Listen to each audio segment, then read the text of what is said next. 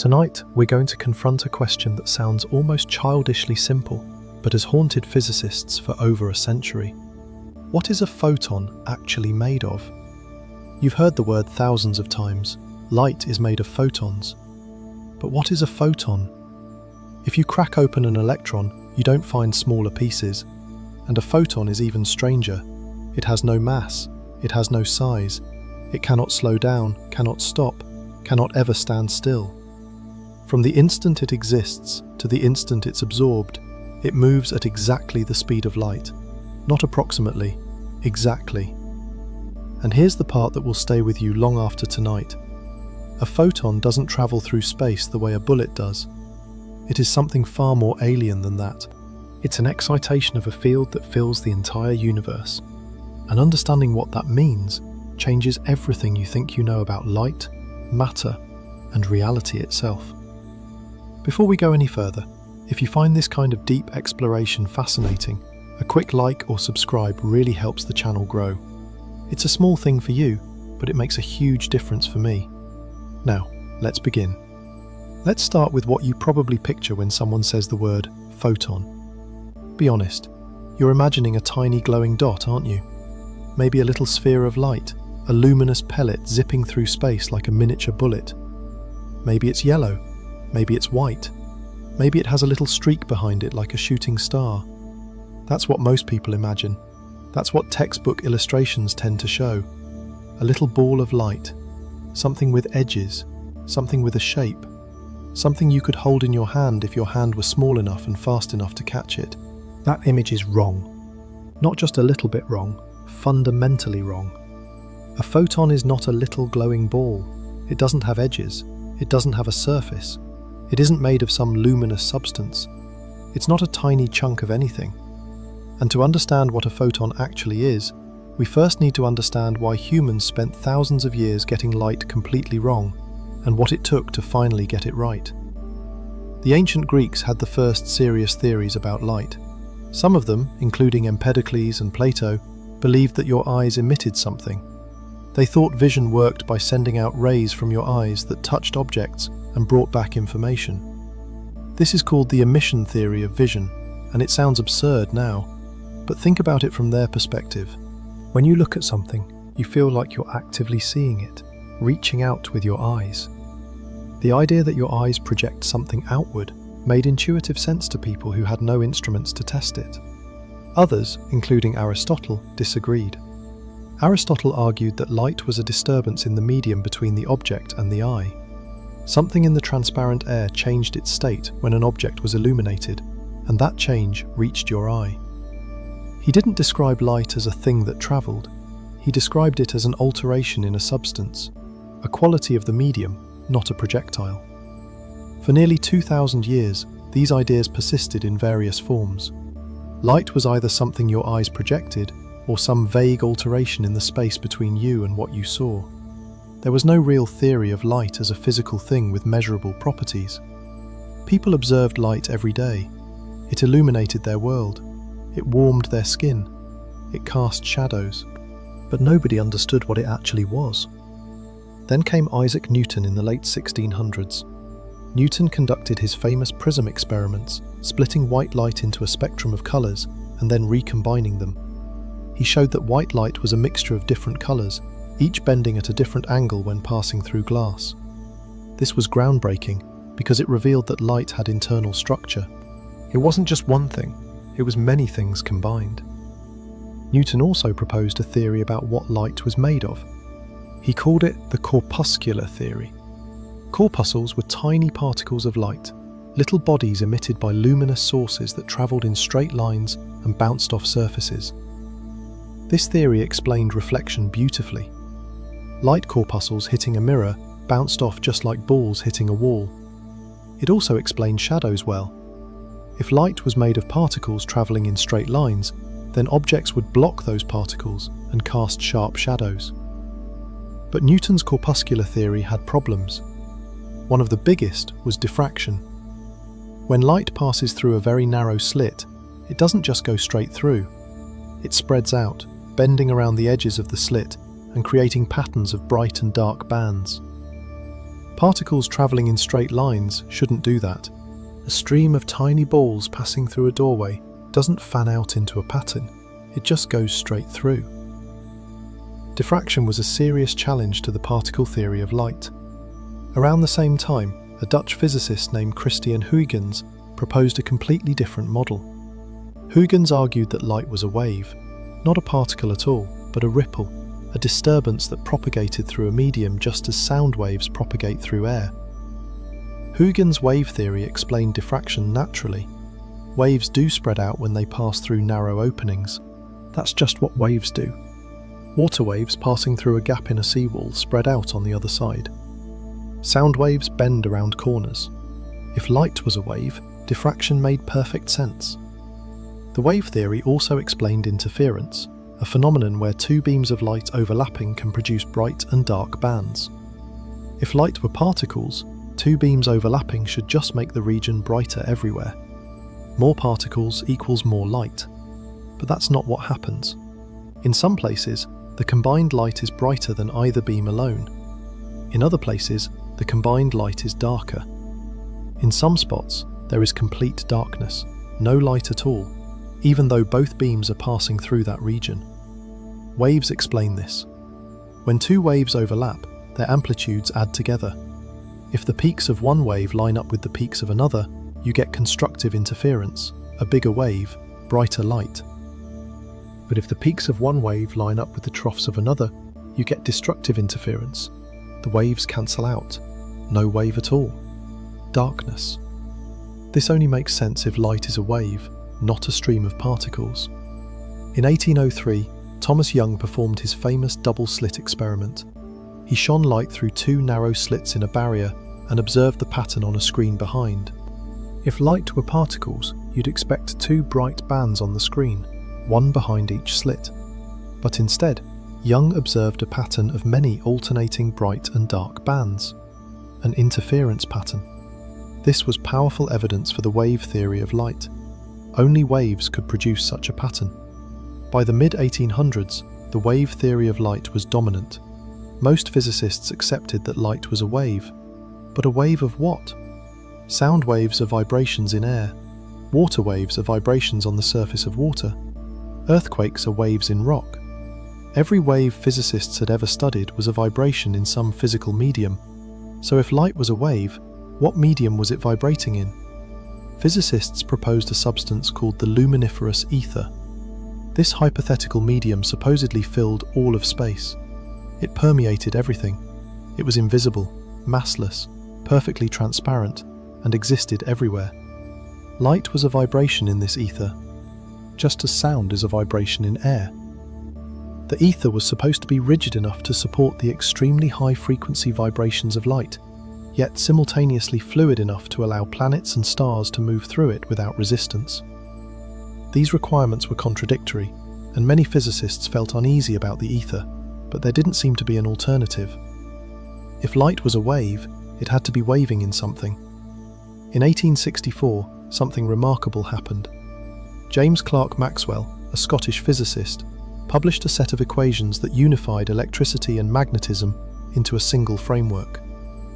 Maxwell showed that electric fields and magnetic fields were not separate phenomena. They were two aspects of one thing, the electromagnetic field. A changing electric field creates a magnetic field.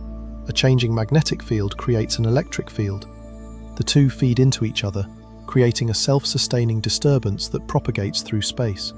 Maxwell calculated the speed at which these electromagnetic disturbances would travel.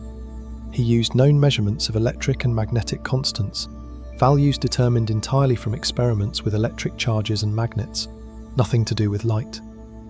When he plugged these values into his equations, the speed came out to approximately 300,000 kilometers per second. Maxwell immediately recognized this number. It was the speed of light, measured independently through optical experiments. The coincidence was too precise to be accidental. Maxwell concluded that light is an electromagnetic wave. It's a disturbance in the electromagnetic field, an oscillation of electric and magnetic fields propagating through space at 300,000 kilometers per second. This was one of the greatest unifications in the history of physics. Light, electricity, and magnetism. Three phenomena that seemed entirely different turned out to be aspects of the same thing. The light from the sun, the spark from a battery, the pull of a magnet, all were manifestations of the electromagnetic field.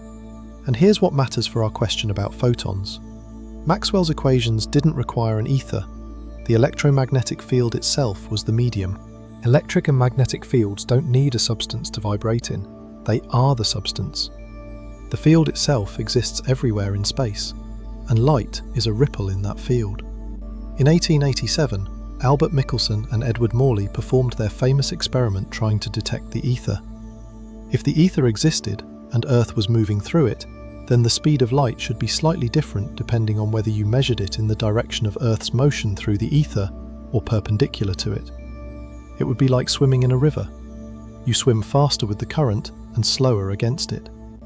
Michelson and Morley built an incredibly precise instrument called an interferometer to detect this difference. They found nothing, no difference at all. The speed of light was exactly the same in every direction, regardless of how Earth was moving. The experiment was repeated many times with increasing precision. The result never changed. The ether didn't exist. There was no medium for light to wave in, at least not in the traditional sense. Light was a wave, but it was a wave of electromagnetic field, not a wave in some substance. The field itself was the thing doing the waving. So by the end of the 1800s, the picture seemed clear. Light was an electromagnetic wave. Maxwell's equations described it perfectly. It travelled at a constant speed through the vacuum. It didn't need a medium. It exhibited wave properties like diffraction, interference, and polarization. Case closed. Except it wasn't, because at the very end of that century and the beginning of the next, several experiments produced results that waves couldn't explain. And these experiments shattered the neat picture of light as purely a wave, and set the stage for understanding what a photon actually is. The first major crack appeared with the photoelectric effect. When you shine light on certain metals, electrons are ejected from the surface.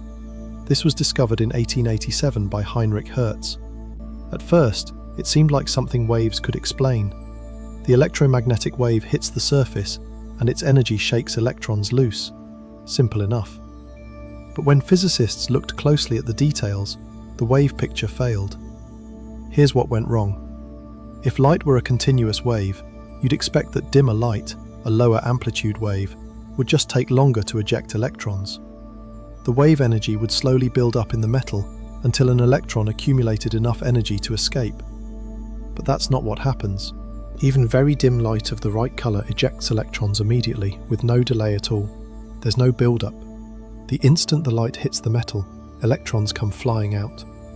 Even more strangely, the energy of the ejected electrons depends on the frequency of the light, its colour, not its brightness. Brighter light ejects more electrons, but each electron has the same energy. And if the frequency is too low, if the light is too red, no electrons are ejected at all, no matter how bright you make it.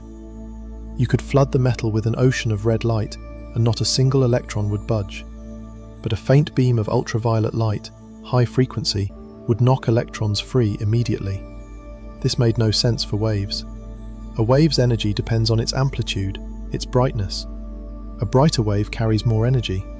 If light were purely a wave, a sufficiently bright red light should eventually eject electrons, because the wave energy would accumulate. But it doesn't. The frequency is what matters, not the brightness. The wave picture of the photoelectric effect was broken. In 1905, Albert Einstein proposed a radical solution. He suggested that light doesn't deliver its energy continuously like a wave washing over a beach.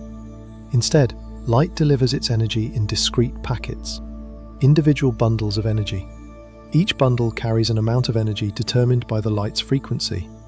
Higher frequency means more energy per bundle. Lower frequency means less.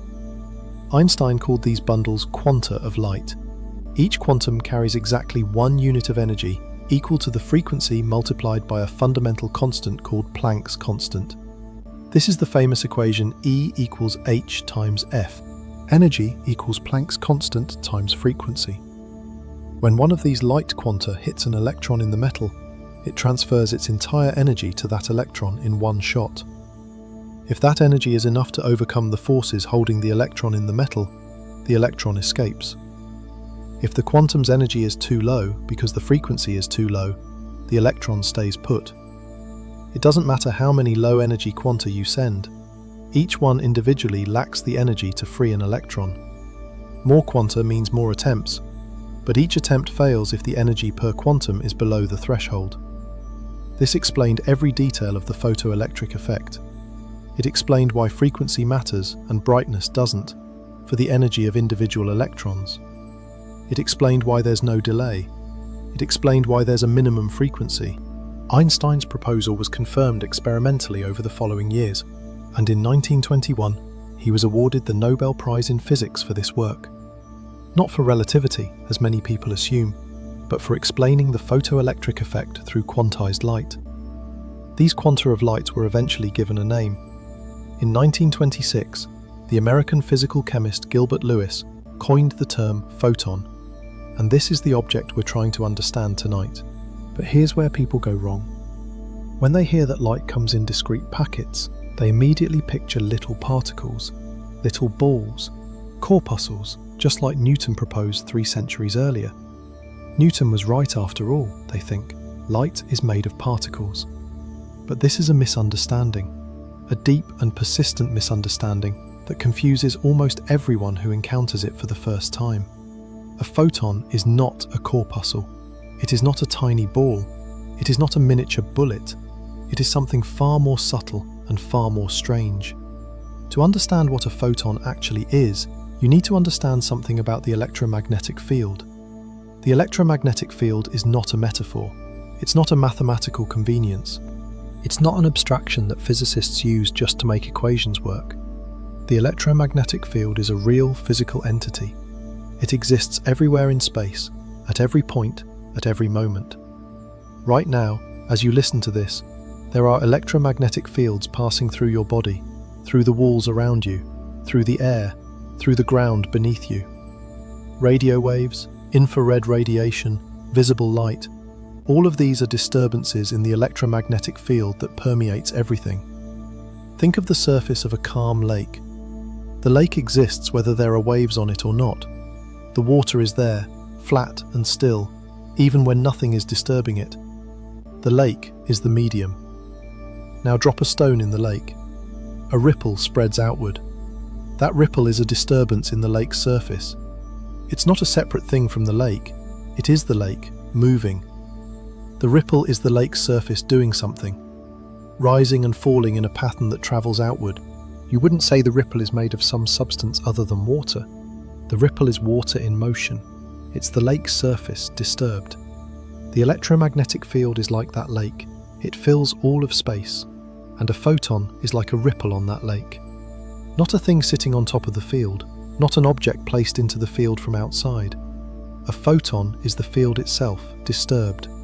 It is the electromagnetic field doing something, oscillating, vibrating, carrying energy from one place to another. The photon is not separate from the field. It is the field in a particular state of excitation. But there's a crucial difference between a ripple on a lake and a photon. A ripple on a lake can have any size. You can make a tiny ripple or a massive wave. The energy is continuous. You can add as much or as little as you want. But the electromagnetic field doesn't work that way. The electromagnetic field is quantized. Its energy comes in discrete chunks, in specific minimum amounts determined by the frequency of the oscillation. You can't have half a quantum of electromagnetic energy at a given frequency. You can't have 1 1/3 quanta. You get whole numbers. 1 quantum, 2 quanta, 3 quanta. This is the meaning of quantization, and the single quantum of the electromagnetic field, the smallest possible excitation at a given frequency, is what we call a photon. So a photon is not a particle in the way most people understand particles. It's not a tiny ball with a definite size and location, bouncing around like a billiard ball. It is the minimum unit of excitation of the electromagnetic field. It is what happens when the electromagnetic field vibrates with exactly 1 quantum of energy at a particular frequency. The field vibrates, and the smallest possible vibration is 1 photon. This is profoundly different from how we think about ordinary objects. When you hold a rock, The rock is made of atoms. The atoms are made of electrons and nuclei. The nuclei are made of protons and neutrons. You can break these things apart and find smaller pieces inside. But a photon doesn't work that way. You can't break a photon open and find smaller components inside. There are no subphoton parts. There is no internal machinery. A photon is already the most fundamental unit of light. It is the irreducible minimum. Below it, there is nothing. Not smaller pieces. Nothing. The photon is not composed of parts. It is a single quantum event in a field. This means when someone asks what a photon is made of, the honest answer from modern physics is that it's not made of anything in the usual sense. It's not assembled from components. It's not built from building blocks. It's an excitation, a quantum of the electromagnetic field. The question, what is it made of, presupposes a kind of structure that the photon doesn't have. It's like asking what a musical note is made of. A note isn't made of smaller notes glued together. A note is a vibration at a particular frequency. It exists as a pattern, not as an assembly of parts. A photon is similar. It exists as a quantum of vibration in the electromagnetic field, not as an object constructed from subcomponents. This is a difficult idea to absorb because everything in our daily life is made of parts. Every object you interact with can be broken down. A car is made of metal, plastic, glass. The metal is made of atoms. The atoms are made of subatomic particles. We're used to things having layers, having internal structure. We naturally assume that if something exists, it must be made of something smaller.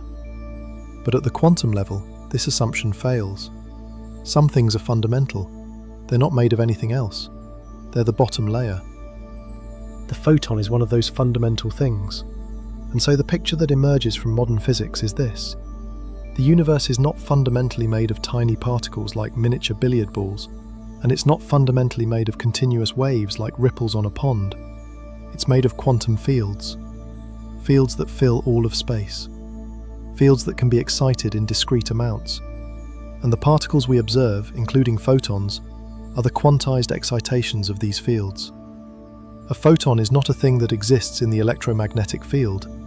A photon is the electromagnetic field, excited by exactly one quantum. Right now, trillions upon trillions of photons are streaming through the space around you.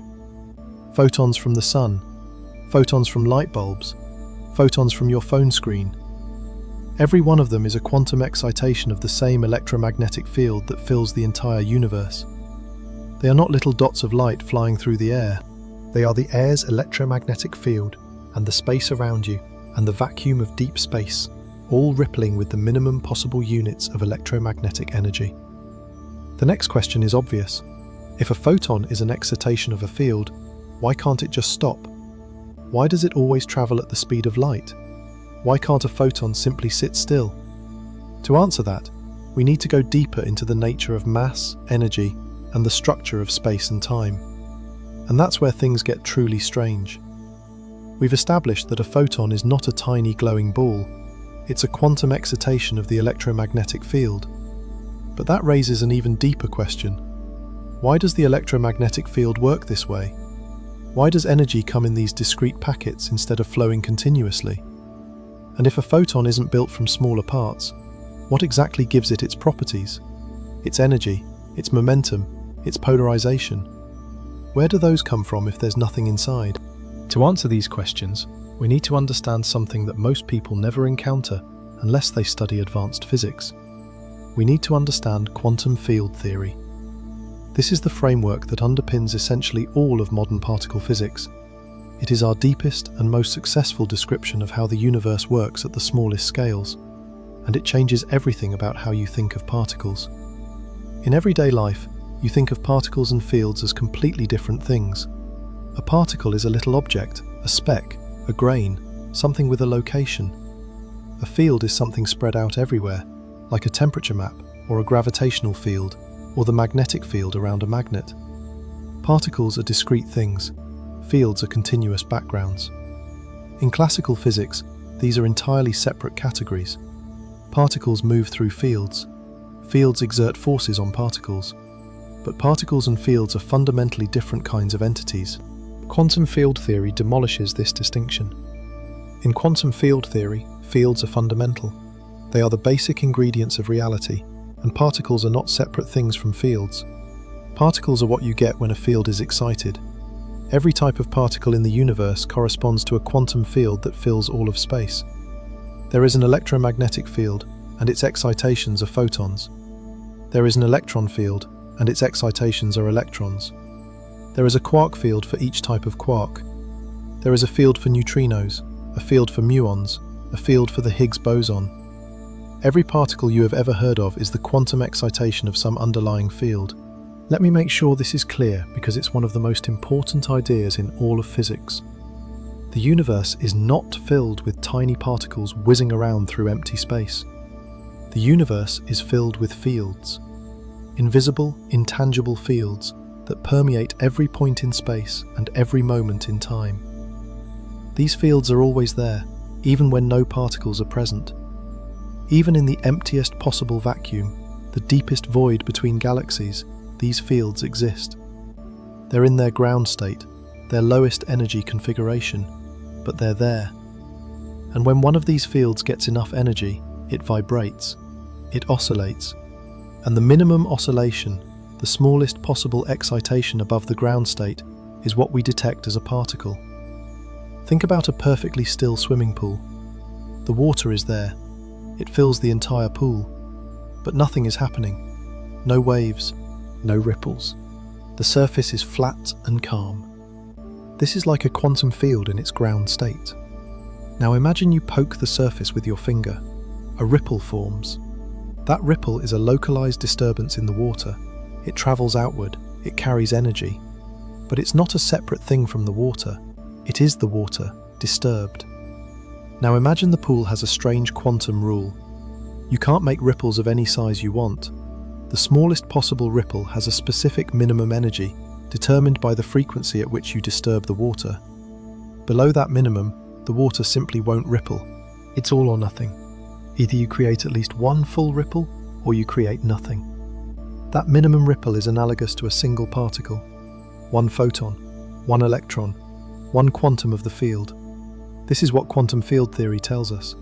Every particle is a ripple in a field. The photon is a ripple in the electromagnetic field. The electron is a ripple in the electron field. The Higgs boson is a ripple in the Higgs field. And these ripples come in discrete minimum units. You can have one photon, or two photons, or 500 photons. But you cannot have half a photon. The field doesn't allow it. Energy in the field is quantized, meaning it comes in whole number multiples of a minimum amount. Now here is something subtle and important. Not all particles are the same kind of excitation. Some particles are elementary. They are fundamental excitations of their fields with no internal structure. The photon is one of these. The electron is another. Quarks are another. These particles, as far as every experiment we have ever conducted can tell, have no parts. You cannot open them up and find smaller things inside. They are the irreducible quanta of their respective fields. But other particles are composite. They are made of multiple elementary particles bound together. A proton, for example, is not an elementary particle. A proton is made of 3 quarks, 2 up quarks and 1 down quark, bound together by particles called gluons, which carry the strong nuclear force. Inside a proton, there is a seething, violent storm of activity. Quarks are constantly exchanging gluons. Gluons are splitting into pairs of quarks and antiquarks and then recombining.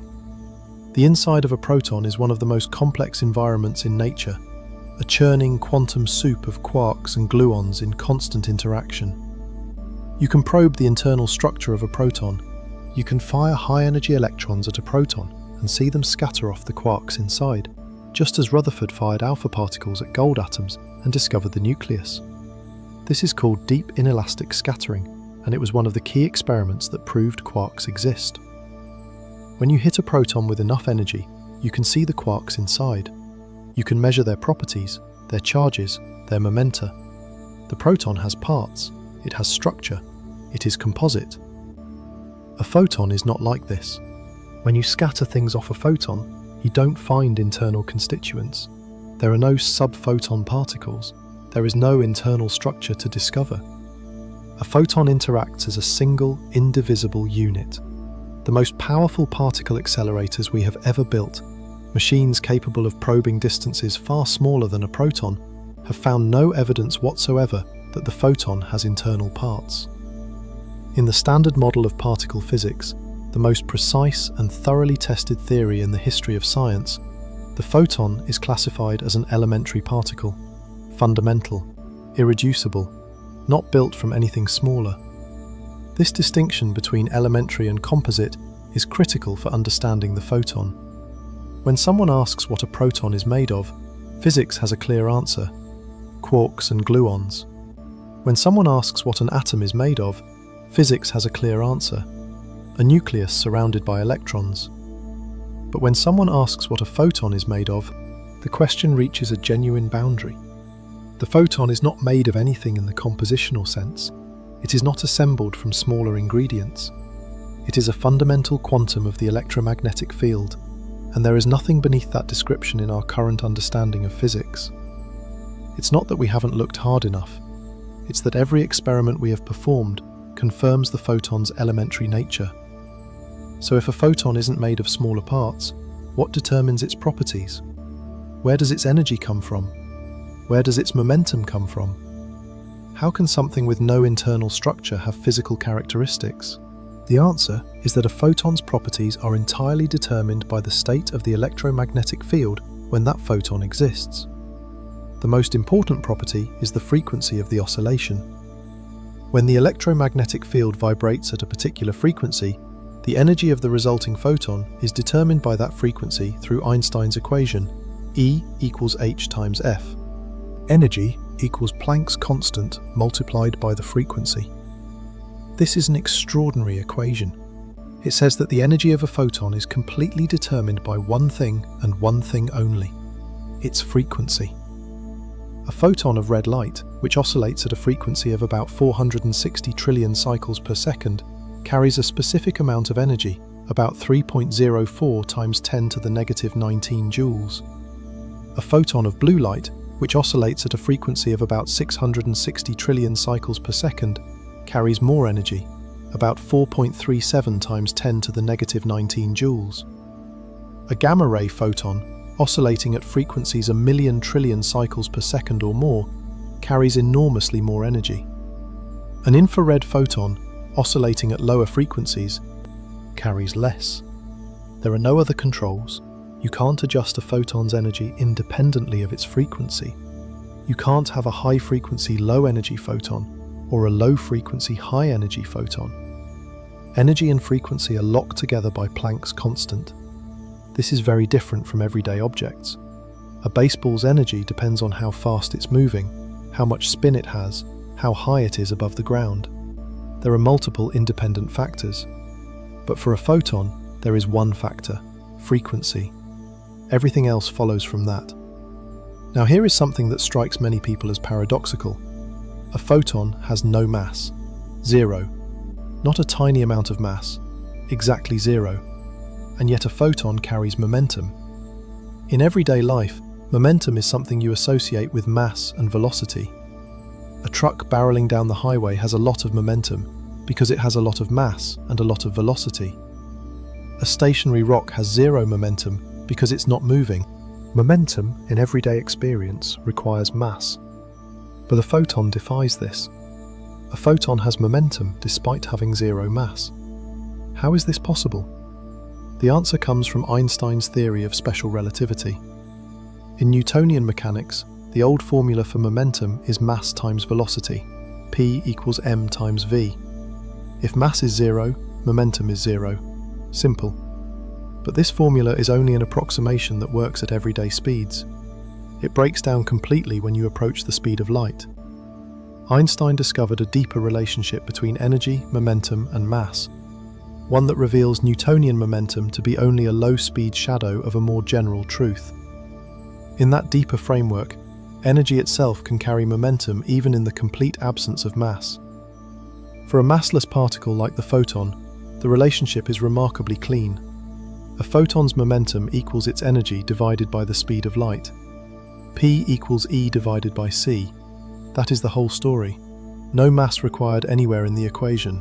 The energy of the electromagnetic field oscillation directly translates into momentum.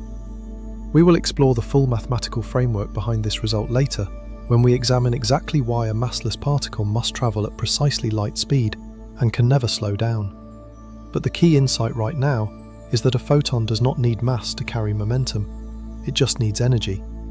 This means a photon carries momentum directly from its energy, and since its energy comes from its frequency, a photon's momentum is also determined by its frequency. Higher frequency means higher energy, means more momentum. A gamma-ray photon carries far more momentum than a radio wave photon because it has far more energy. This relationship between frequency and momentum is absolute and unbreakable. Every photon has momentum because every photon is an oscillation of the electromagnetic field at some frequency, and that oscillation inherently carries both energy and the momentum that comes with it. This isn't just a theoretical curiosity.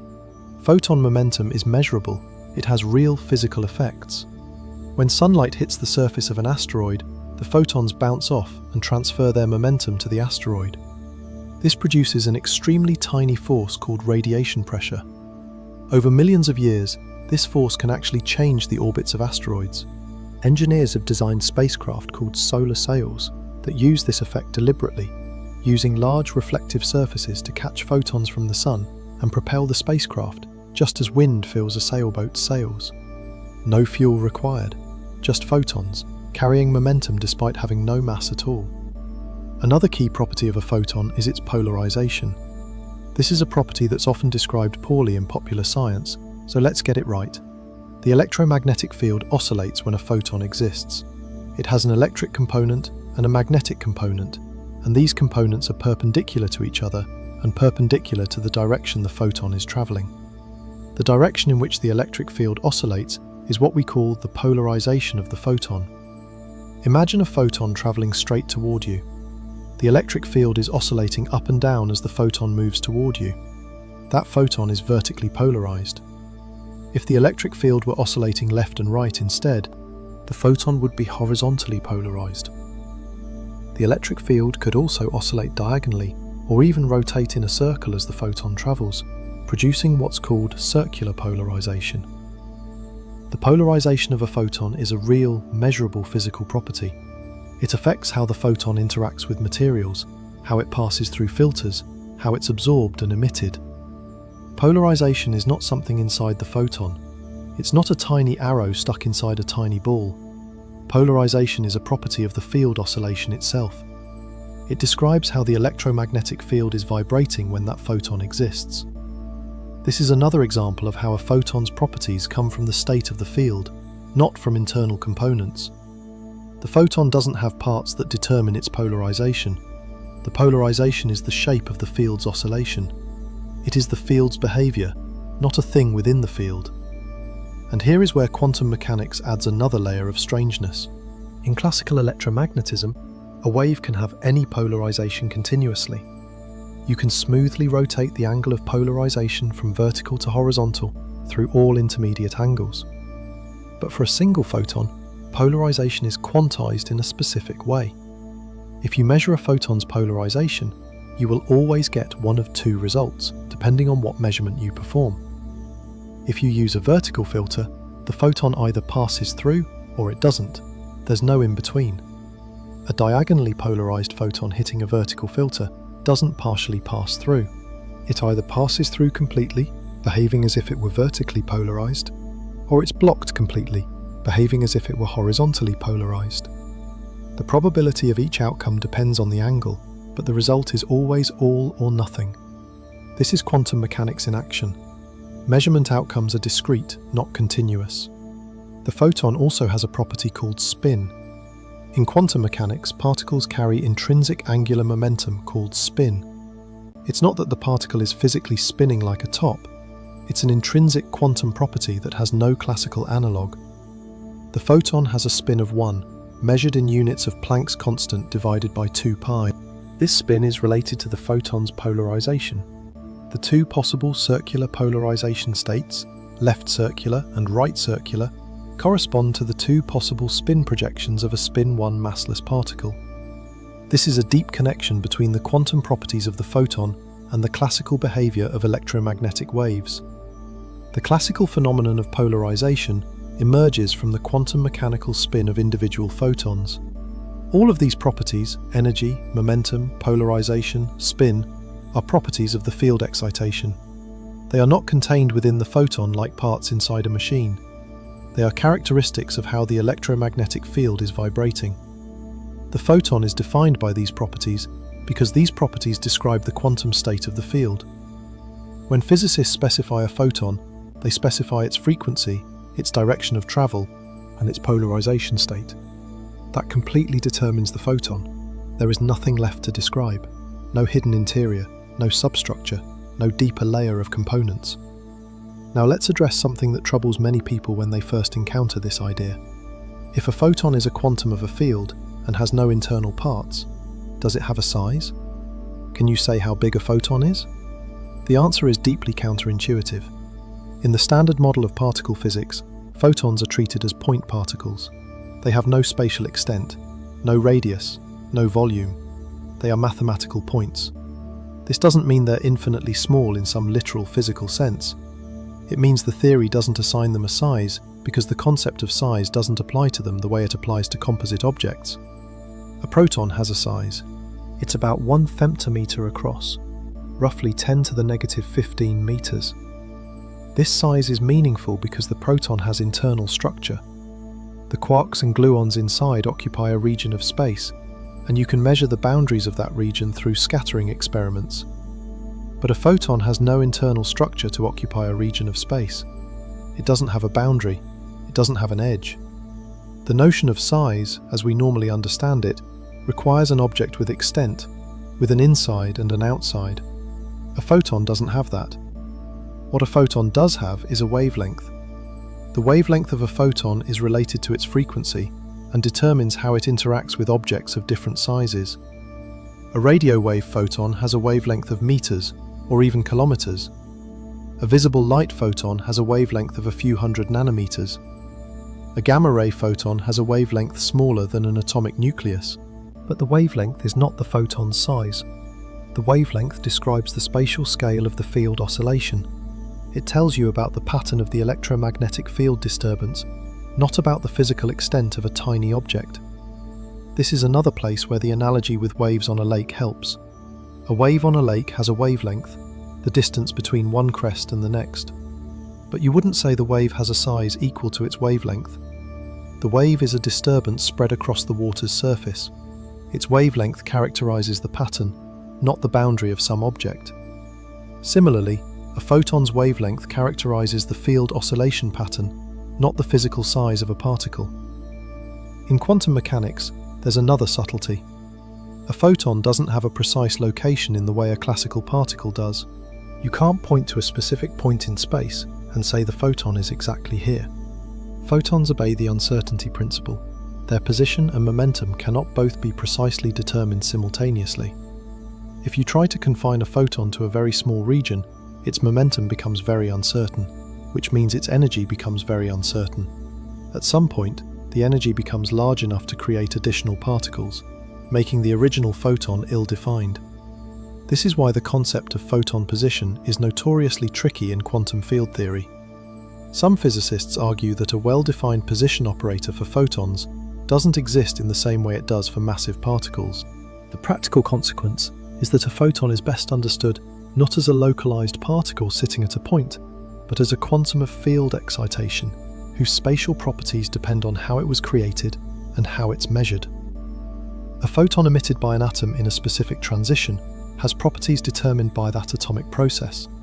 A photon in a laser beam has properties determined by the coherent oscillation of the electromagnetic field in the laser cavity.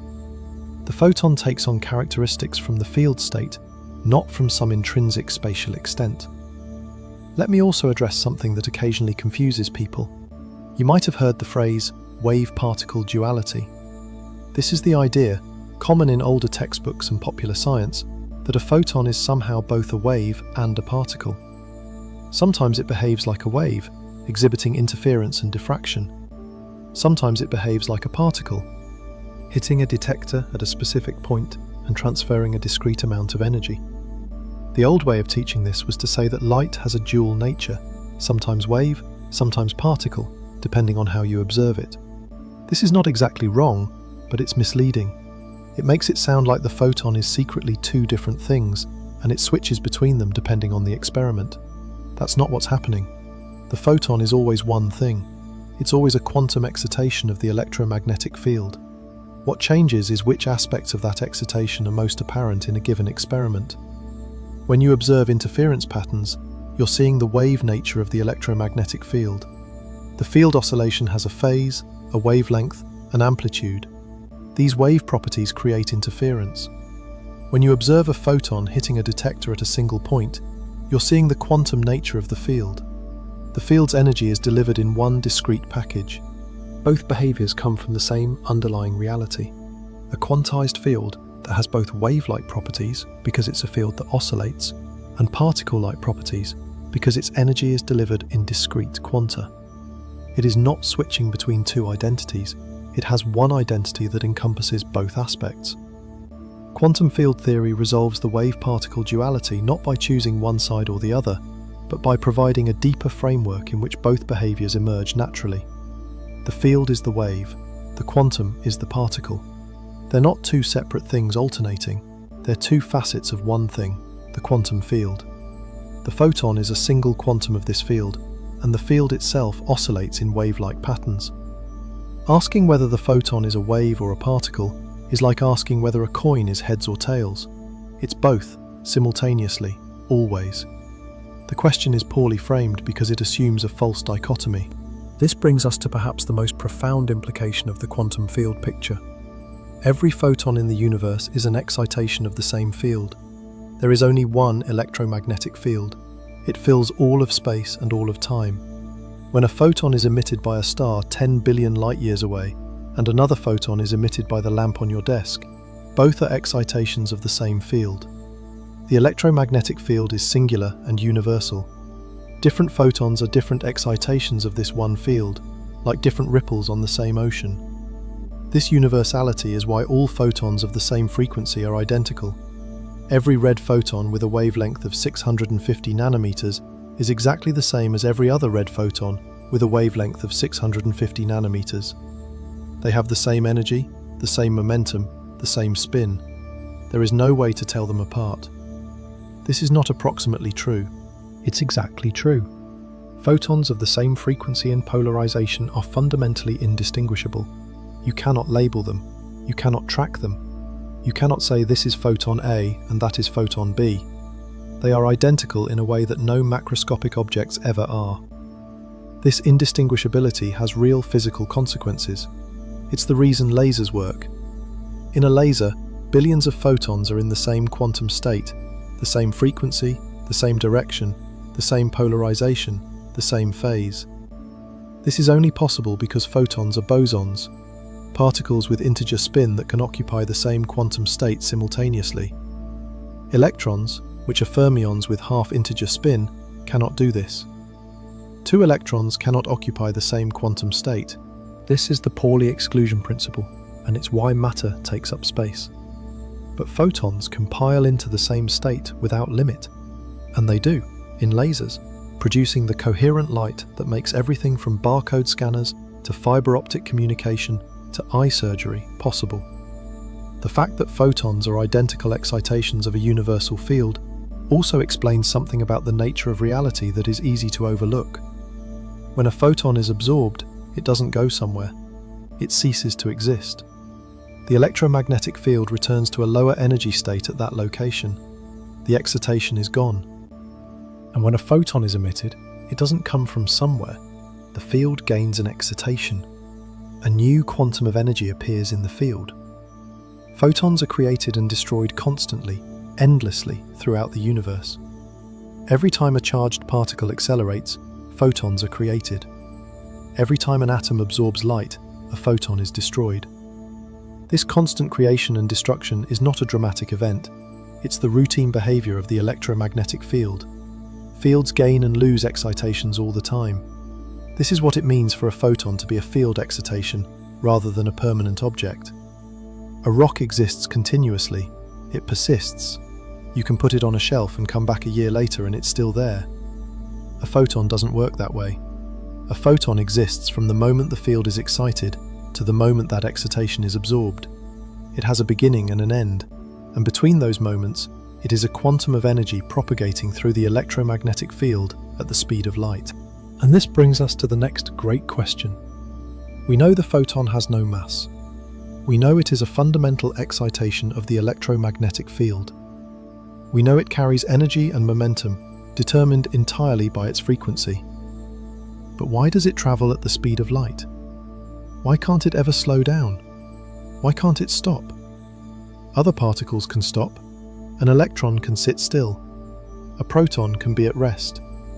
Even a neutrino, tiny and nearly massless as it is, can in principle be slowed down. But a photon cannot. From the moment it exists to the moment it ceases to exist, it moves at exactly the speed of light. Not a little less, not a little more. Exactly. Always. Without exception. The answer to this question takes us deep into the relationship between mass, energy, and the geometry of space-time itself. It takes us to the heart of Einstein's theory of relativity, and it reveals that the speed of light is not just a speed, it's something far more fundamental. It's a property of the universe's structure, and a massless particle like the photon has no choice but to obey it. We've now established two important things about the photon. First, it is not a tiny ball or a classical particle. It is a quantum excitation of the electromagnetic field, the minimum possible vibration of that field at a given frequency. Second, it has no internal parts. It is elementary, fundamental, irreducible.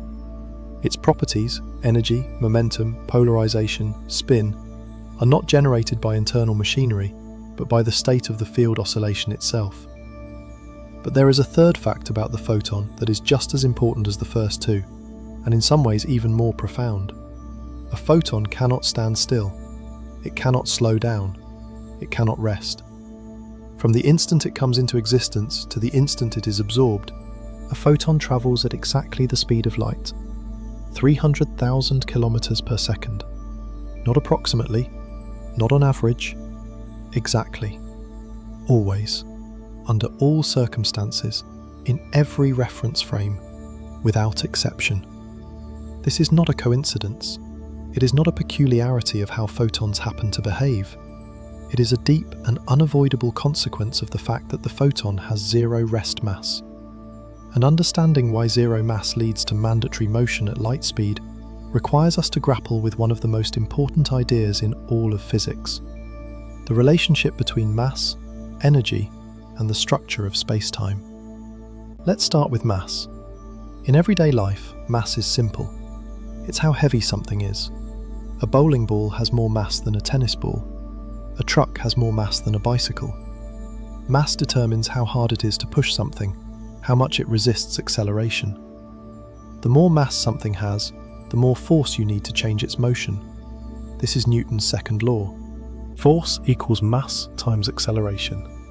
The more massive an object is, the less it accelerates for a given force. But in modern physics, mass has a much deeper meaning than just how heavy something feels. Mass is a fundamental property of a particle that determines how it relates to energy, momentum, and space-time. And the key equation that captures this relationship is not Newton's F equals ma, it is Einstein's energy-momentum relation. E squared equals p squared times c squared plus m squared times c to the fourth. This is arguably the most important equation in modern physics, and yet most people have never seen it. They've seen E equals mc squared, which is the simplified version that applies when a particle is at rest, when its momentum is zero. But the full equation includes momentum, and it tells a much richer story. Let me walk through what this equation means. E is the total energy of the particle, p is its momentum, c is the speed of light, and m is the rest mass. The rest mass is the mass a particle has when it's not moving, when it's sitting still in your reference frame. For most familiar particles, the rest mass is a positive number. An electron has a rest mass of about 9.1 times 10 to the negative 31 kilograms. A proton has a rest mass about 1,836 times larger than that. These are tiny numbers, but they're not zero. They're positive. And having a positive rest mass changes everything about how a particle behaves. For a particle with mass, this equation tells you that even when the particle is sitting completely still, even when its momentum is zero, it still has energy. Set p to 0 in the equation and you get E equals mc squared. This is rest energy, the energy a massive particle has simply by virtue of existing. It doesn't need to be moving, it doesn't need to be hot, it doesn't need to be doing anything. Just existing with mass gives it energy. This is the famous equation that tells us mass and energy are equivalent. A small amount of mass corresponds to an enormous amount of energy, because the speed of light squared is such a huge number. Now, when a massive particle starts moving, its momentum increases, and its total energy increases beyond the rest energy. The faster it goes, the more momentum it has, the more total energy it has. But here's the crucial point. A massive particle can have zero momentum. It can be at rest. There exists a reference frame in which the particle is completely stationary, not moving at all. In that frame, its energy is purely rest energy, mc squared. Every massive particle, no matter how fast it's moving in your frame, has some reference frame in which it's sitting perfectly still. This is called the particle's rest frame. This seems obvious. Of course a particle can be at rest. You see stationary objects every day. The book on your table is at rest relative to you. You're at rest relative to your chair. Everything around you that isn't moving has a rest frame. This is so familiar that you probably never think about it. But now consider what happens when the rest mass is zero. Set m to 0 in Einstein's energy-momentum relation. The equation becomes E squared equals p squared times c squared. The mass term vanishes completely. Take the square root and you get E equals p times c. Energy equals momentum times the speed of light. This means that for a massless particle, energy and momentum are directly proportional. You cannot have energy without momentum. You cannot have momentum without energy. They are locked together absolutely. If the particle has any energy at all, it must have momentum. And if it has momentum, it must be moving. Can a massless particle be at rest? Set p to 0 and the equation gives E equals 0. A massless particle with zero momentum has zero energy. But a particle with zero energy is no particle at all. It doesn't exist. There's nothing there. A massless particle cannot have zero momentum because that would mean it has zero energy, which means it doesn't exist. Therefore, a massless particle can never be at rest. It must always be moving. It must always have momentum. It must always have energy. If it exists, it moves. If it stops, it ceases to exist. This is not a choice the photon makes. It's not that photons prefer to move fast. It's that the mathematical structure of energy and momentum for massless particles forbids them from being stationary. Asking a photon to stand still is like asking a triangle to have four sides. It's a contradiction in terms. A stationary photon is a photon with zero energy, which is no photon at all. The very definition of what it means to be a massless particle includes the requirement that it's always in motion. But why specifically the speed of light? Why not some other speed? A massless particle must always move, but why exactly at 300,000 kilometers per second? Why not half that speed, or twice that speed, or some random speed that depends on its energy? This is where the structure of space-time comes in. And this is where Einstein's special theory of relativity reveals something extraordinary about the universe. In 1905, Einstein published his theory of special relativity based on two postulates. The first was that the laws of physics are the same for all observers moving at constant velocity relative to each other. There is no preferred reference frame. No observer can claim to be truly stationary while others are truly moving. All constant velocity motion is relative. The second postulate was more radical. The speed of light in a vacuum is the same for all observers, regardless of how fast the observer is moving or how fast the source of light is moving. This seems impossible at first. If you're in a car going 50 kilometers per hour and you throw a ball forward at 20 kilometers per hour, the ball moves at 70 kilometers per hour relative to the ground. Speeds add. That's how velocities work in everyday life. So if you're in a spaceship going at half the speed of light and you shine a flashlight forward, shouldn't the light move at 1.5 times the speed of light relative to someone watching you from outside? No, the light still moves at exactly the speed of light. Not 1.5 times, exactly 1 times. This has been confirmed by countless experiments with extraordinary precision. The speed of light is the same for all observers. It does not depend on the motion of the source or the motion of the observer. It is constant, absolute, universal. How is this possible? How can the same beam of light move at the same speed relative to you, whether you're standing still or flying at half the speed of light toward it? The answer is that space and time themselves adjust to make it so. When you move very fast, time slows down for you relative to a stationary observer. Distances in the direction of your motion contract. These aren't illusions or measurement errors, they're real physical effects. Time dilation and length contraction are the universe's way of keeping the speed of light constant for everyone. Einstein showed that space and time are not separate, independent entities. They are woven together into a single four-dimensional structure called space-time. And the speed of light is not just the speed at which light happens to travel. It is a fundamental property of space-time itself. It is the conversion factor between space and time. It is the speed at which causality propagates. It is the maximum speed at which any information or influence can travel from one place to another. It is built into the geometry of the universe at the deepest level. Now here's the connection to massless particles. In the geometry of space-time described by special relativity, there are only 3 categories that any object or particle can belong to based on its mass. Massive particles, which travel slower than light, massless particles, which travel at exactly the speed of light, and hypothetical tachyons, which would travel faster than light, but have never been observed and probably don't exist. For massive particles, there always exists a reference frame in which the particle is at rest. You can always find an observer who sees the particle sitting still. This rest frame exists because the particle moves slower than light, and by moving in the same direction at the same speed, an observer can match the particle's velocity and see it as stationary. There's nothing strange about this.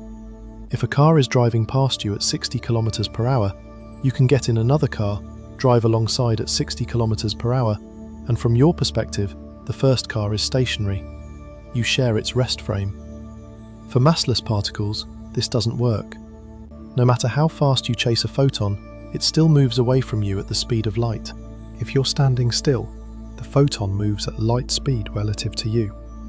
If you're moving at half the speed of light in the same direction as the photon still moves at light speed relative to you. If you're moving at 99.999% of the speed of light, chasing the photon with everything you have, the photon still moves away from you at exactly the speed of light. You can never catch up. You can never match its speed.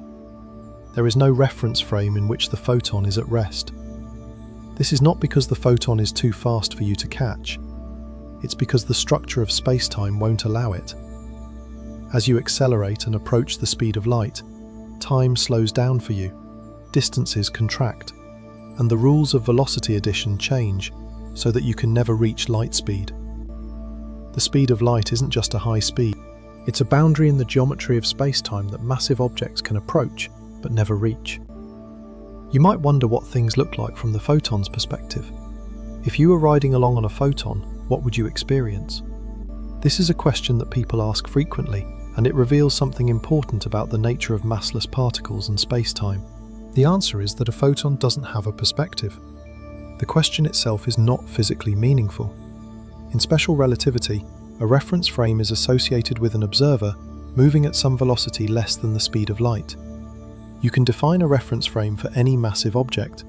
You can ask what the universe looks like from the perspective of an electron, a spaceship, or a person walking down the street. But you cannot define a reference frame moving at the speed of light. The mathematics of Lorentz transformations, the equations that relate one reference frame to another, break down at light speed. The denominators go to zero. the equations produce infinities and undefined quantities. This isn't a minor technicality, it's telling us something fundamental. A photon does not have a rest frame. There is no valid reference frame travelling at the speed of light. The concepts of time and distance as experienced by an observer simply don't apply to a photon. You sometimes hear people say that from a photon's perspective, time doesn't pass, or that a photon experiences its emission and absorption as the same event, or that the entire universe is contracted to zero length in the direction of travel. These statements are attempts to extrapolate from what happens as you approach light speed. Time dilation increases without limit. Length contraction increases without limit. So in the limit, it seems like time stops and distances go to zero. But this extrapolation is not valid. You cannot take the limit at the speed of light because the limit doesn't exist in a mathematically consistent way. A photon doesn't experience zero time. It doesn't experience anything. The concept of experience, of an observer measuring time and distance, requires a valid reference frame. A photon doesn't have one. Asking what a photon experiences is like asking what's north of the North Pole. The question is grammatically well formed, but physically meaningless. It's not that the answer is zero or infinity, it's that the question doesn't have an answer because it's not a valid question. This is one of the most profound things about massless particles. They exist, they carry energy, they carry momentum, they interact with matter, they are absolutely real and physically important.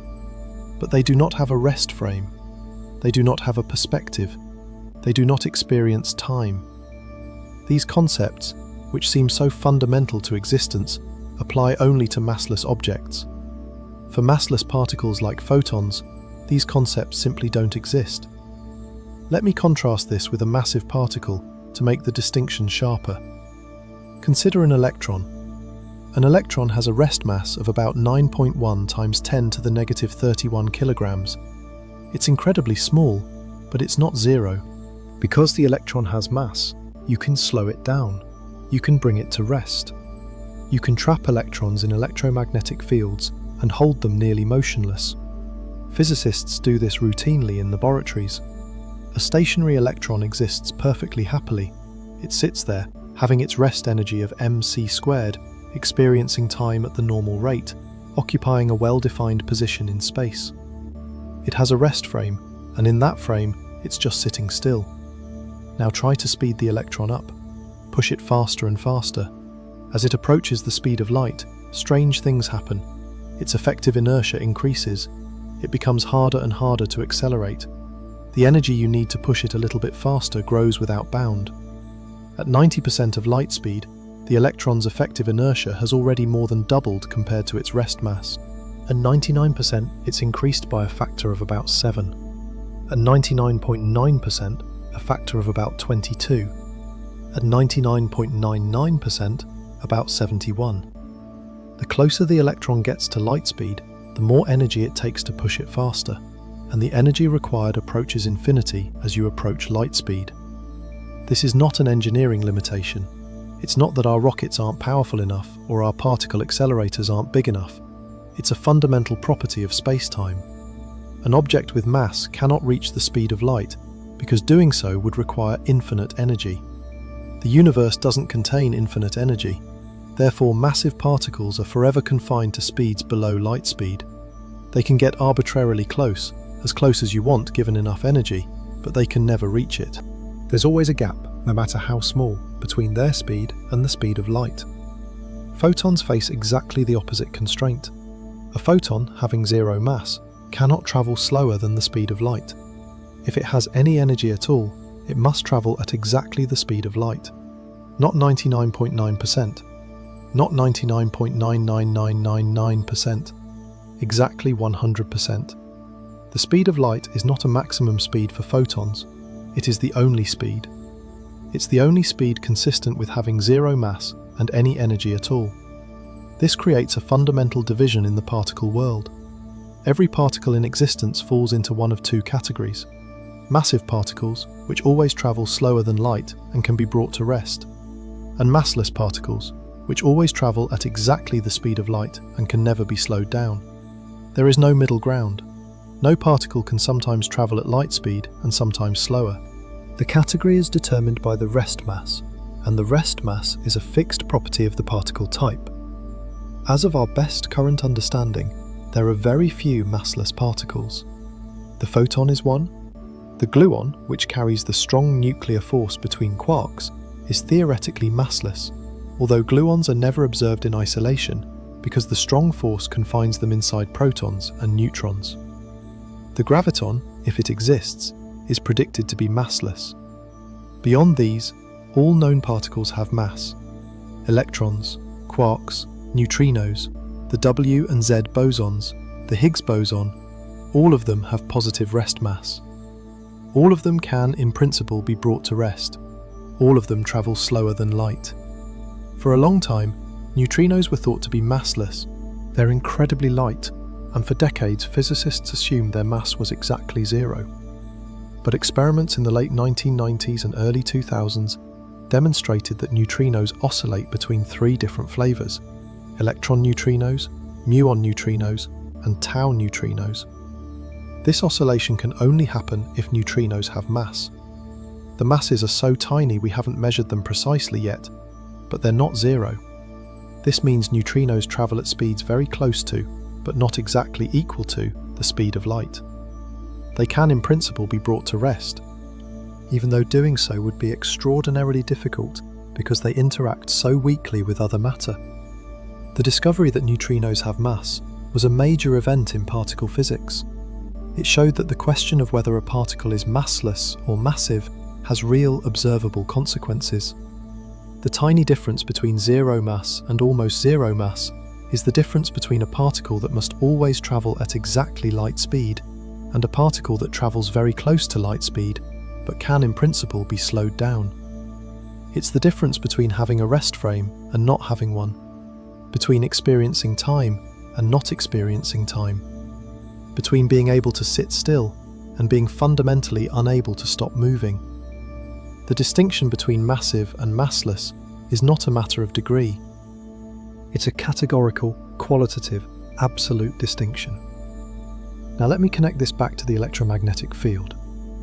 We said that a photon is a quantum excitation of the electromagnetic field. The electromagnetic field is described by Maxwell's equations, and Maxwell's equations predict that disturbances in the electromagnetic field propagate at a specific speed determined by two constants: the electric permittivity and magnetic permeability of free space. When you calculate this speed from those constants, you get exactly the speed of light. This was Maxwell's great discovery. The speed of electromagnetic waves is determined by the electromagnetic properties of the vacuum, and it equals the speed of light. This is not a coincidence, and it is not adjustable. The speed at which disturbances in the electromagnetic field propagate is fixed by the properties of the field itself. It's like how the speed of sound in air is fixed by the air's density and elasticity. You can't make sound go faster in the same air. Similarly, you can't make electromagnetic disturbances go faster or slower in the same vacuum. The speed is locked in, and since photons are disturbances in the electromagnetic field, they must travel at this speed. They have no choice. In the language of quantum field theory, the photon's masslessness and its speed are related to the mathematical structure of the electromagnetic field. The electromagnetic field has a specific kind of symmetry called gauge symmetry. This symmetry is what makes the photon massless. If you tried to give the photon mass, you would break this gauge symmetry, and the resulting theory would be mathematically inconsistent, producing nonsensical predictions that don't match reality. The photon must be massless for the electromagnetic field to work the way it does. And because it's massless, it must travel at the speed of light. The chain of logic is unbreakable. The symmetry of the field demands masslessness. Masslessness demands light speed. The photon has no escape from this chain. This connects to something called the Higgs mechanism, one of the most important discoveries in modern physics. Most particles in the standard model get their mass through interaction with the Higgs field. The Higgs field, like the electromagnetic field, fills all of space. Particles that interact with the Higgs field gain mass. The stronger the interaction, the more mass they gain. Quarks interact strongly with the Higgs field and have significant mass. Electrons interact more weakly and have less mass. Neutrinos interact very weakly and have tiny masses. But the photon does not interact with the Higgs field. It passes right through, completely unaffected. This is why the photon remains massless. The Higgs mechanism, which gives mass to W bosons, Z bosons, quarks, and leptons, does not touch the photon. The photon's gauge symmetry protects it. The electromagnetic gauge symmetry is not broken by the Higgs mechanism. This is a specific prediction of the Standard Model, and it has been confirmed with extraordinary precision. The photon's mass has been measured to be zero within experimental limits. Current measurements constrain the photon mass to be less than about 10 to the negative 54 kilograms, which is essentially zero. No experiment has ever found a photon moving at anything other than exactly the speed of light. So the photon's perpetual motion at light speed is not some random quirk of nature. It's the result of a deep chain of physical principles. The electromagnetic field has a gauge symmetry. That symmetry requires the photon to be massless.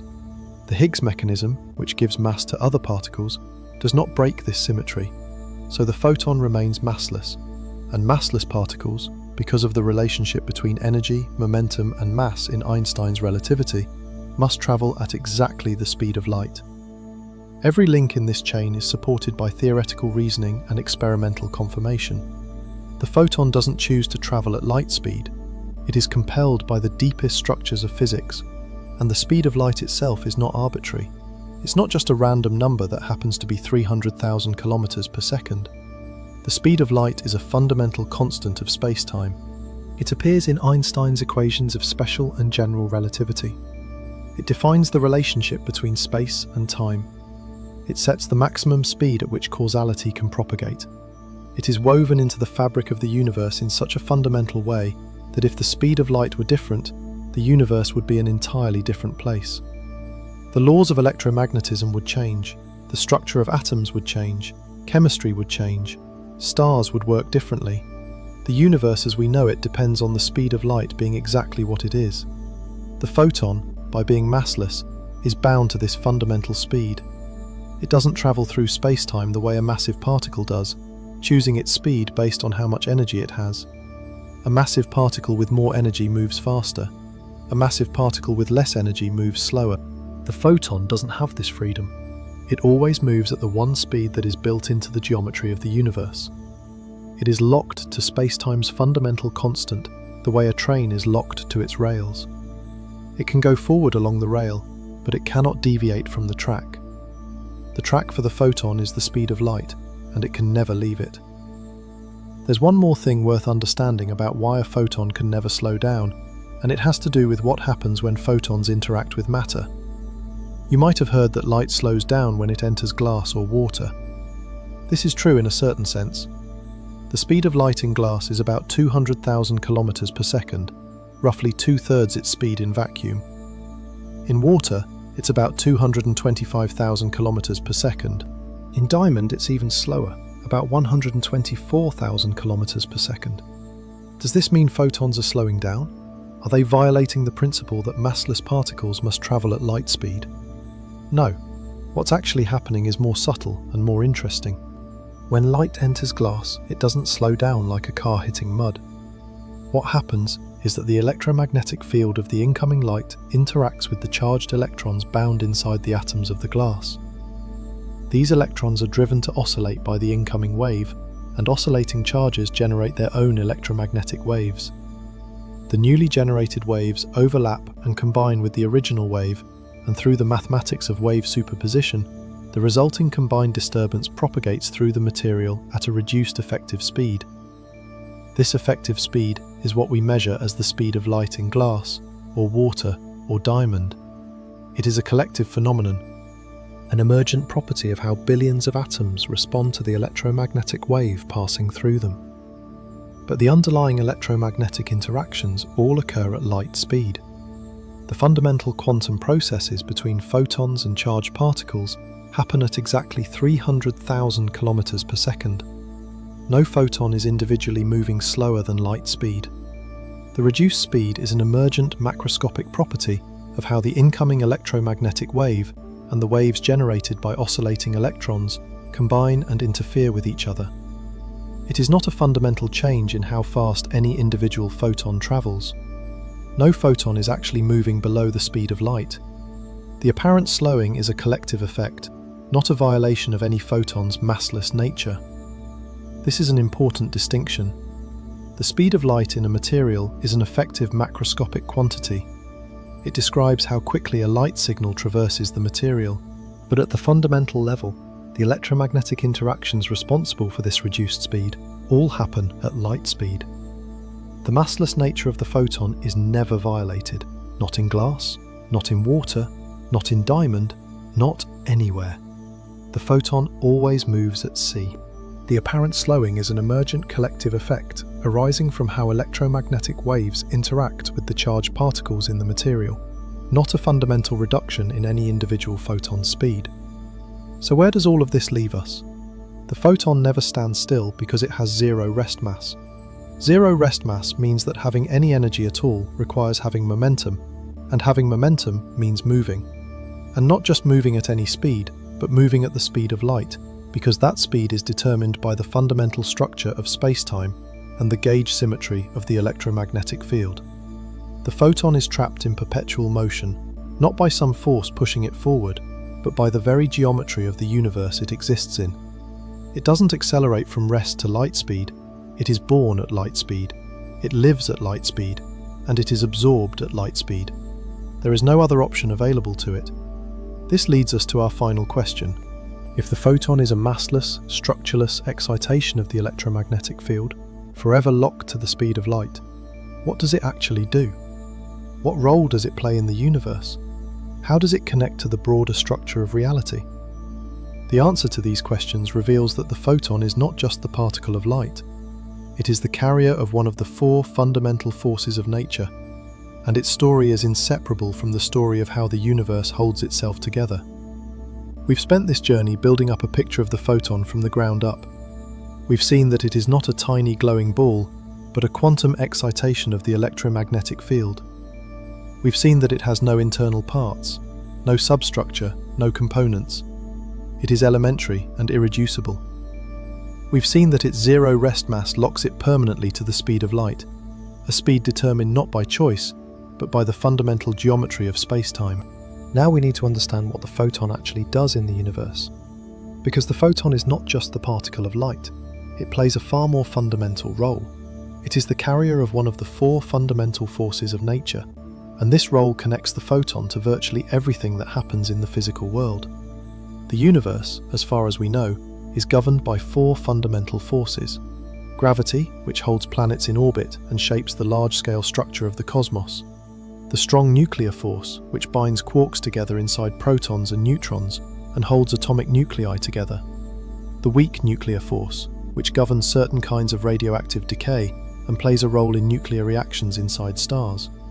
And the electromagnetic force, which is responsible for light, electricity, magnetism, chemistry, and the structure of atoms and molecules. Each of these forces, in the framework of quantum field theory, is carried by specific particles called gauge bosons. The strong force is carried by gluons. The weak force is carried by the W and Z bosons. Gravity, if it can be quantized, is expected to be carried by a hypothetical particle called the graviton, and the electromagnetic force is carried by the photon. This means the photon has a dual identity. On one hand, it is the particle of light, the thing you see when you open your eyes. The quantum of electromagnetic radiation that streams from the sun bounces off objects and enters your retina. On the other hand, it is the messenger particle that transmits the electromagnetic force between charged particles. Every time two electrons repel each other, every time a proton attracts an electron, every time a magnet sticks to your refrigerator, photons are at work. They are the mediators of electromagnetic interaction. How does this work? In quantum field theory, forces between particles are not transmitted by invisible pulls or pushes the way Newton imagined. They are transmitted by the exchange of gauge bosons.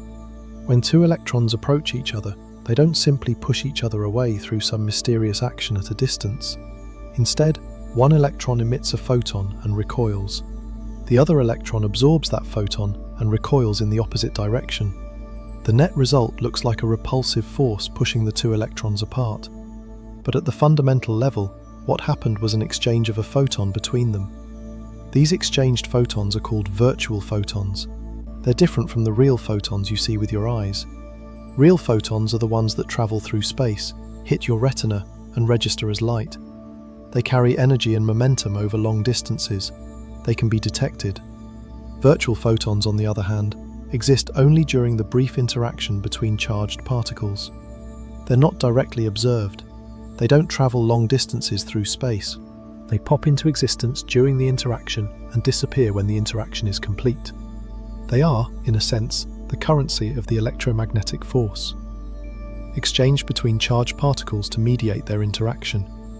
The distinction between real and virtual photons is somewhat subtle and can be misleading if pushed too far. In the mathematics of quantum field theory, virtual photons are represented by internal lines in diagrams called Feynman diagrams, named after the physicist Richard Feynman, who developed them. Real photons are represented by external lines. The calculation rules are different for internal and external lines, reflecting the different roles these photons play. But both are excitations of the same electromagnetic field. Both are described by the same underlying theory. The distinction is about context and role, not about fundamentally different kinds of particles. The electromagnetic force transmitted by photons is enormously important. It is responsible for essentially everything you experience in daily life, apart from gravity. The reason solid objects feel solid is the electromagnetic force. When you push against a wall, the electrons in your hand repel the electrons in the wall through electromagnetic interactions mediated by virtual photons. The reason you can't walk through walls is that the electromagnetic force between the atoms in your body and the atoms in the wall creates a barrier. Chemistry is electromagnetic. Every chemical bond, every reaction, every molecule is held together or broken apart by electromagnetic interactions between electrons and nuclei. The bonds in water molecules, the structure of DNA, the reactions that power your cells, all of it is the electromagnetic force at work, mediated by photons. When you smell a flower, chemical molecules from the flower interact electromagnetically with receptors in your nose. When you taste food, chemical compounds interact with receptors on your tongue. Sight, sound, touch, smell, taste, every sensory experience you have ever had is fundamentally electromagnetic. The structure of atoms is electromagnetic. Electrons orbit nuclei because of the electromagnetic attraction between the negatively charged electrons and the positively charged protons in the nucleus. The specific arrangement of electrons in their orbitals, which determines an element's chemical properties, is dictated by quantum mechanics applied to the electromagnetic force. The periodic table of elements, the foundation of chemistry, is essentially a map of how the electromagnetic force organizes electrons around nuclei of increasing charge. Light itself, the visible light you see every day, is electromagnetic. When an electron in an atom drops from a higher energy level to a lower one, the energy difference is released as a photon. This is how atoms emit light. The frequency of the emitted photon corresponds to the energy difference between the two levels, which is why different elements emit light at characteristic frequencies, producing the emission spectra that allow astronomers to identify the composition of distant stars. When you see a red neon sign, you're seeing photons emitted by neon atoms as their electrons transition between specific energy levels. The red color corresponds to a specific photon frequency determined by the quantum mechanics of the neon atom. James Clerk Maxwell's equations, published in 1864, unified electricity and magnetism into a single framework and predicted electromagnetic waves. But the full story of how the photon connects electricity, magnetism, and light goes much deeper than Maxwell could have known. In quantum electrodynamics, or QED, the quantum field theory of electromagnetism developed in the late 1940s by Richard Feynman, Julian Schwinger, and Shinichiro Tominaga, the photon is the quantum of the electromagnetic field and simultaneously the carrier of the electromagnetic force. These two roles are not separate, they are two aspects of the same thing. QED is perhaps the most precisely tested theory in the history of science. Its predictions have been verified to extraordinary accuracy. One famous example is the anomalous magnetic moment of the electron. QED predicts the strength of the electron's magnetic field to more than 10 significant digits. The experimental measurement agrees with the prediction to better than 1 part in a trillion. This is like predicting the distance from New York to Los Angeles to within the width of a human hair. No other theory in any branch of science has achieved this level of agreement between prediction and measurement. This precision comes from the photon's role as force carrier. Every interaction between charged particles involves the exchange of photons, and each of these exchanges contributes to the overall calculation. Simple exchanges give the largest contributions. More complex exchanges, involving multiple photons or photons that temporarily split into electron-positron pairs and recombine, give smaller corrections. By including more and more of these corrections, the theoretical prediction becomes more and more precise, and at every level of refinement, the prediction matches experiment. The photon is doing exactly what the theory says it should do, mediating the electromagnetic force with exquisite precision. Now let's think about how photons are created and destroyed, because this process reveals something important about the connection between light and matter. Photons are created whenever charged particles accelerate. This is a fundamental result of classical electromagnetism, and it carries over into quantum field theory. An electron sitting still produces a static electric field, but no radiation. An electron moving at constant velocity produces electric and magnetic fields, but still no radiation. But an electron that accelerates, that changes its speed or direction, produces electromagnetic radiation. It emits photons. This is why antennas work. A radio antenna creates electromagnetic waves by oscillating electrons back and forth in a metal conductor. The electrons accelerate as they change direction, and each acceleration produces photons, radio photons in this case, with frequencies matching the oscillation frequency of the current in the antenna. These photons propagate outward through the electromagnetic field at the speed of light, carrying information encoded in their frequency and amplitude. Your radio receiver picks up these photons, and the oscillating electromagnetic field they represent induces a current in your radio's antenna, reproducing the original signal. The entire process is the creation, propagation, and absorption of photons. This is also why hot objects glow. The atoms in a hot piece of metal are vibrating intensely. Their electrons are constantly accelerating as they oscillate back and forth. These accelerating charges emit photons. At moderate temperatures, the photons are infrared, invisible to your eyes but detectable as heat. As the temperature increases, the photons shift to higher frequencies. At about 500 degrees Celsius, the metal begins to glow a dull red. At higher temperatures, it glows orange, then yellow, then white, as more and more high-frequency photons are emitted. The colour of a hot object is a direct reflection of the photon frequencies being produced by its accelerating charged particles. The Sun works this way too, although the process is more complex. In the Sun's core, nuclear fusion converts hydrogen into helium, releasing enormous amounts of energy. This energy works its way outward through the Sun's interior over hundreds of thousands of years. At the surface, the energy is radiated into space as photons. The surface temperature of the Sun is about 5,500 degrees Celsius, which determines the mix of photon frequencies it emits. Most of the photons are in the visible range, which is not a coincidence. Human eyes evolved to be sensitive to the frequencies of light most abundant in sunlight. We see the frequencies the Sun produces most because evolution shaped our eyes to detect the light that was available. Every star in the universe works the same way. Every star is a source of photons, creating them through the acceleration of charged particles in its hot atmosphere. The photons stream outward through the electromagnetic field at the speed of light, carrying energy across the void. When they reach a planet, they warm its surface, drive its weather, power photosynthesis, and make life possible.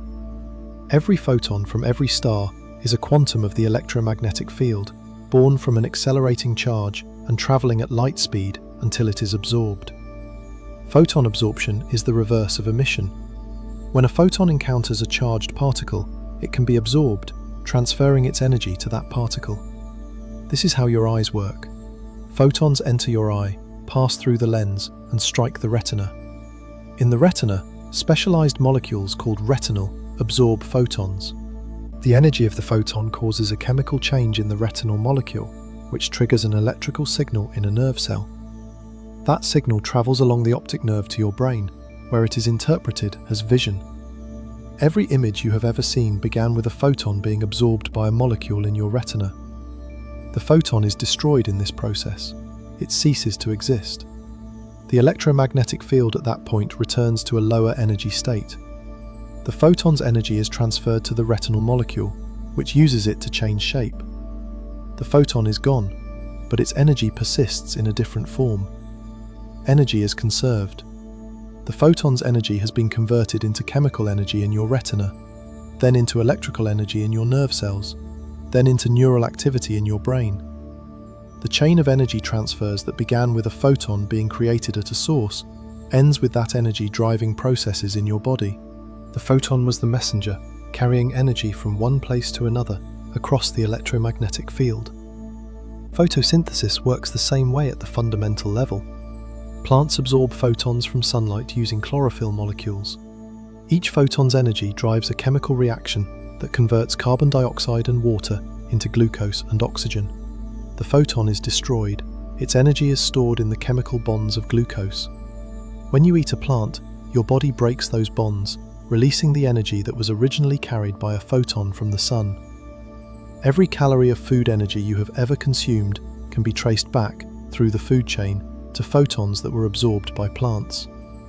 The energy in your body right now, the energy keeping your heart beating and your brain thinking, originated as electromagnetic field excitations in the sun's atmosphere, traveled across 150 million kilometers of space as photons, and was captured by chlorophyll molecules on Earth.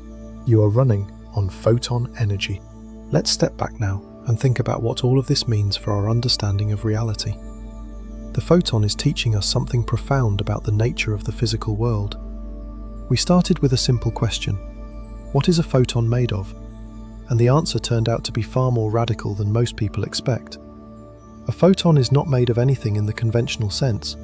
It is not assembled from parts. It is not built from smaller components.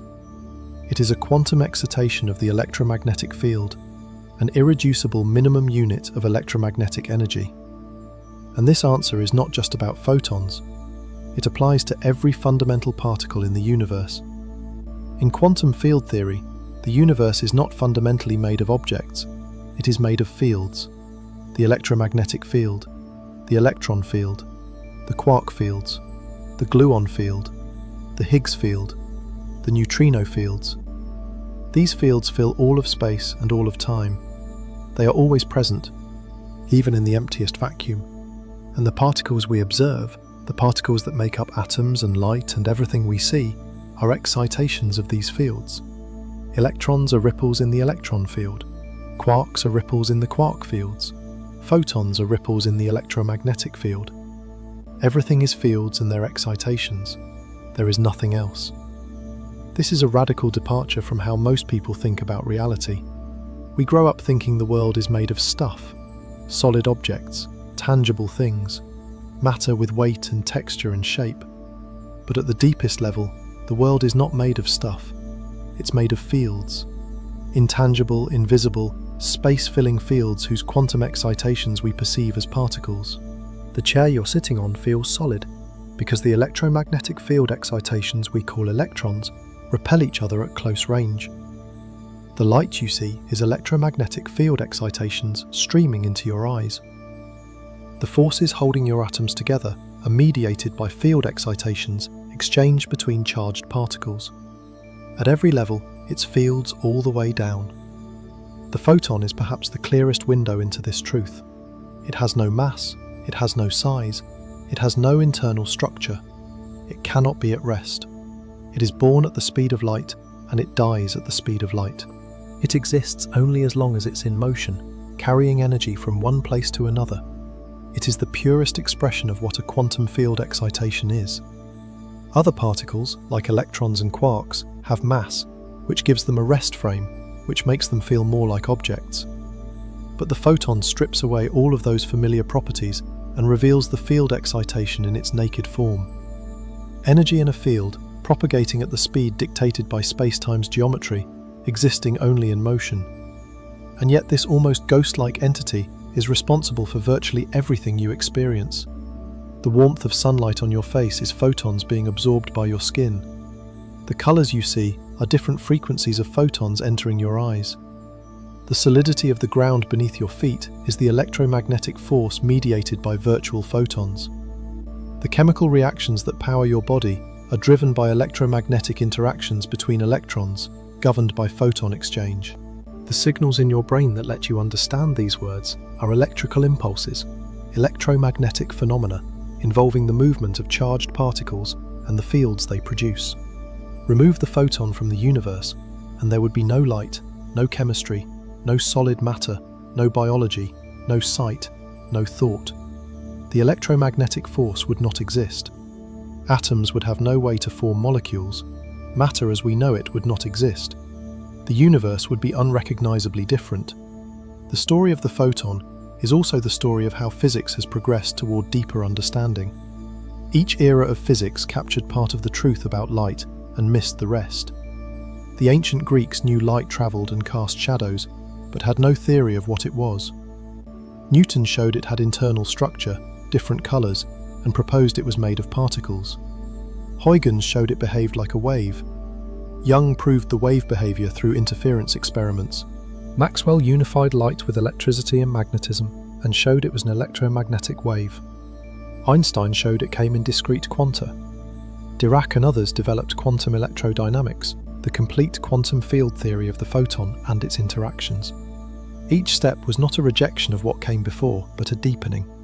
Newton was right that light delivers energy in localized packets. Huygens was right that light exhibits wave behavior. Maxwell was right that light is an electromagnetic disturbance. Einstein was right that the energy is quantized. Quantum field theory unifies all of these insights into a single coherent framework.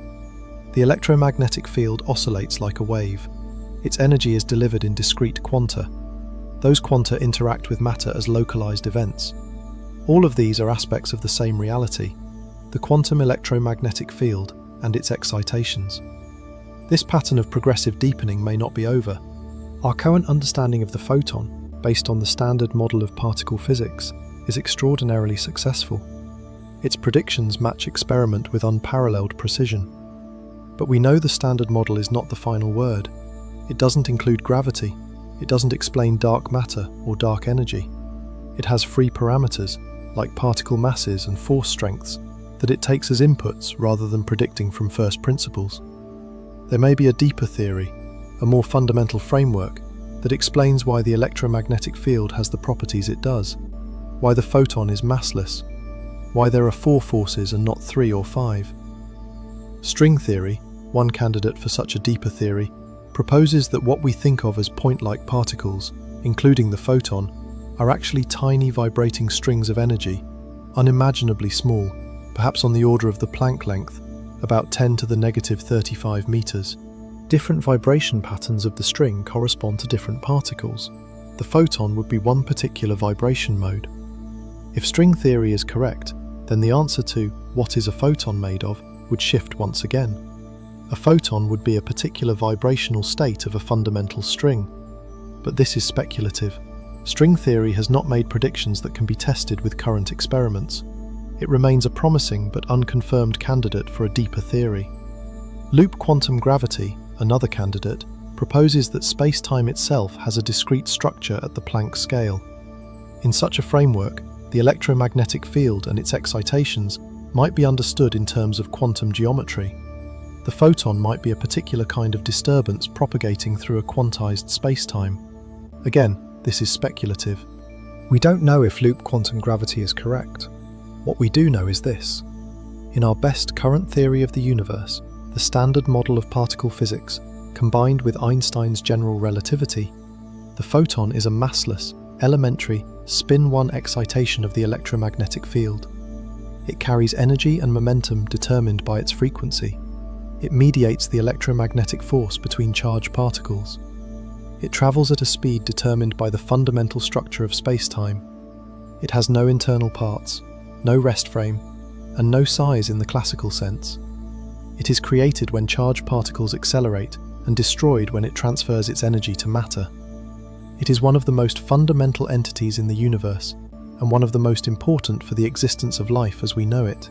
The next time you turn on a light, the next time you feel the warmth of the sun, the next time you see a rainbow or a sunset or the pale blue glow of a phone screen in the dark, remember what you're seeing.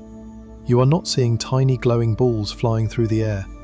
You are seeing the electromagnetic field, the field that fills the entire universe, from the emptiest void between galaxies to the space between atoms in your body, vibrating with quantized excitations. Each photon is the smallest possible vibration of that field at its frequency. Each one carries a discrete packet of energy, determined by how fast the field oscillates. Each one travels at the speed of light, because the geometry of space-time gives it no other option. Each one exists only in motion, born at light speed, living at light speed, and ending at light speed. A photon is not made of anything, it is something. It is a quantum of the electromagnetic field, and the electromagnetic field is not a metaphor or an abstraction. It is a real physical entity, as real as the ground beneath your feet, perhaps more real, because the solidity of the ground itself is a consequence of that field. The field is fundamental, the particles are its excitations, and the photon, that massless, restless, perpetually moving quantum of light, is one of the clearest glimpses we have into the true nature of reality. The universe is not made of little objects, it is made of fields and their vibrations. And when you look up at the stars tonight, the light entering your eyes has been travelling for years or centuries or millennia, each photon a single quantum of the electromagnetic field, crossing the emptiness of space at the only speed the universe allows. Those photons were born in distant stellar atmospheres when electrons leapt between energy levels and disturbed the electromagnetic field. They travelled across trillions of kilometres of vacuum, undisturbed, undecayed, carrying their tiny packets of energy faithfully through the void. And when they arrive at your retina, they are absorbed. They cease to exist. Their energy passes into the molecules of your eye, triggering nerve signals that your brain interprets as starlight. The photon's journey is over, but the energy continues, transformed from electromagnetic field vibration into chemical change, into electrical signal, into conscious experience. The photon is gone, but you are left with something it carried across the cosmos, a tiny piece of a distant star's energy, delivered to your brain by a quantum of the electromagnetic field and transformed by the extraordinary machinery of your biology into the experience of seeing light. That is what a photon does. That is what a photon is. And that is why it can never, ever stand still. Thank you for staying with me through this journey into the heart of light itself. If this exploration gave you a new way of seeing the world, a like or subscribe helps this channel keep making these deep dives into the nature of reality. The next time you see light, any light, remember what you now know. You are not seeing particles, you are seeing the universe's electromagnetic field, singing with quantized vibrations, each one locked to the speed of light, each one carrying energy from source to eye, from creation to absorption, from the moment it's born to the moment it ends. The photon is the universe's way of moving energy through the electromagnetic field, and that field, invisible and intangible as it is one of the deepest layers of reality we have ever uncovered. Good night, and may you never look at light the same way again.